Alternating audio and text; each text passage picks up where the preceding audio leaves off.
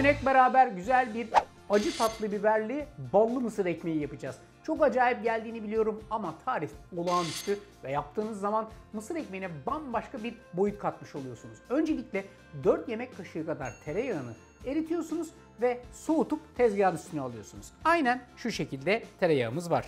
Tereyağının üstüne 1 yemek kaşığı kadar bal koyuyorsunuz ve karıştırıyorsunuz. Hemen arkasından tereyağı bal karışımımızı buradaki 26 santimlik içerisine kağıt koyduğumuz kek kalıbın içerisine transfer ediyorsunuz. Hepsini değil, sadece tabanının aldığı kadarını koyun. Çünkü bu kalanın üstüne birazcık daha bal koyup fırından çıktıktan sonra da üstünü güzelce soslayacağız. Şimdi sıra geldi biberleri dizmeye. 4 farklı renk biber kullanıyorum. Biraz portakal rengi, biraz kırmızı, biraz sarı, bir de yeşil biberler. Sizden bunların hepsini takım takım dizmenizi isteyeceğim. Şimdi takım takımdan kastım da şu. Yani bunların hepsini bir blok olacakmış vaziyette. Bir kısma birazcık sarı, sarının hemen yanına birazcık şu turuncu olanlardan, hemen bitişik nizam yeşiller ve son olarak da kırmızılar. Bütün biberleri bu şekilde dizdiniz.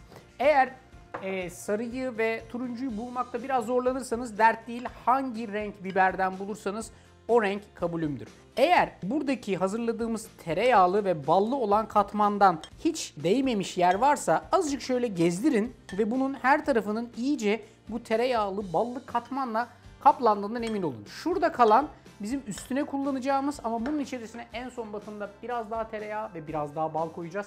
Çünkü yakışır. Peki bu arkadaş ne olacak? Bu birazcık buzdolabında dinlenecek. Ne kadar? Buradaki içerisine koyduğumuz bütün biberler hafif o tereyağla beraber düz bir katman oluşturana kadar. Eğer erken koyarsanız mısır ekmeğinin içerisine onlar hareket edecek ve üstündeki o dümdüz katman kalmayacak. O yüzden buzdolabında bir 10 dakika kadar kalması çok önemli. O arada biz kolayca bir mısır ekmeği hazırlayacağız. Mısır ekmeği tarifim asla şaşmaz ve inanılmaz tutan bir tariftir. Buyurun şöyle yapıyoruz. Derin bir kasenin içerisine 4 bardak kaliteli mısır unu koyarak işe başlıyoruz. Üzerine yarım bardak un ekliyoruz ve 3-4 çay kaşığı kadar tuz ilave ediyoruz. Tuzu az koyarsanız birazcık tadı eksik kalıyor. O yüzden 3-4 çay kaşığı kadar tuzu koymayı ihmal etmeyin. Ve son olarak da bir paket kabartma tozunu ilave ediyorum. Kuruları önce kendi içerisinde güzelce çırpıyorum. Ortasını şu şekilde hafif bir havuz açıyoruz.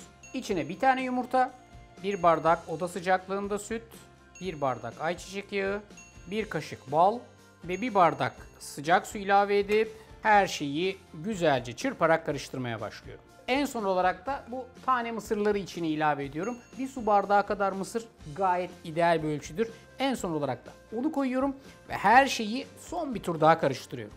Karıştırma işimiz de tamam. Bunun içerisine peynir ve benzeri tarz istediğiniz her şeyi koyabilirsiniz.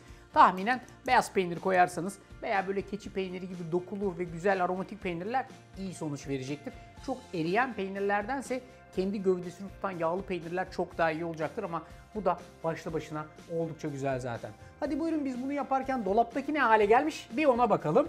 İçine koyduğumuz balın da etkisiyle son derece güzel vaziyette donmuş ve şuna yakın bir görüntüyle bizi bekliyor. Gördüğünüz gibi biberler gayet güzel koyduğumuz yerde duruyorlar. Şimdi mısır ekmeğinin tamamını kilitli kek kalıbımıza ekliyoruz. Spatula ile güzelce yayıyoruz ve direkt olarak fırına doğru gidiyoruz.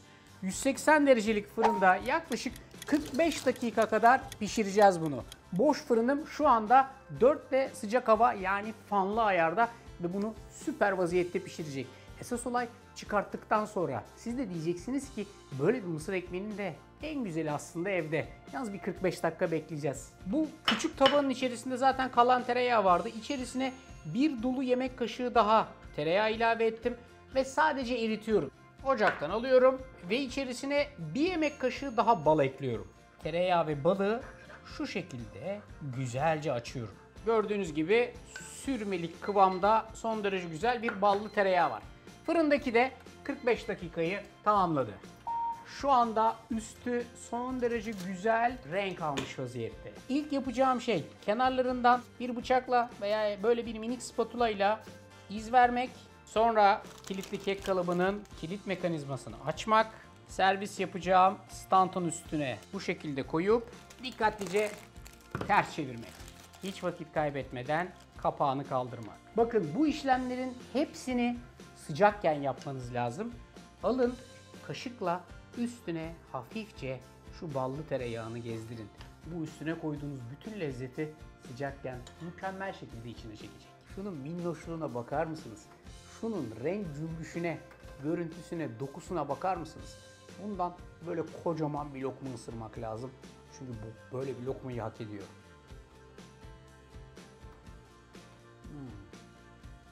Eğer acı seviyorsanız, eğer tatlı seviyorsanız, yerken şöyle genzinizden o tatlı tatlı acının aktığını hissetmek istiyorsanız işte tarif karşınızda. Böyle acılı tatlılı güzel bir mısır ekmeği yapmak istiyorsanız uzaklara gitmenize gerek yok.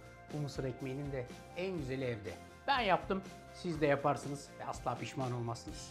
Hepinize afiyet olsun.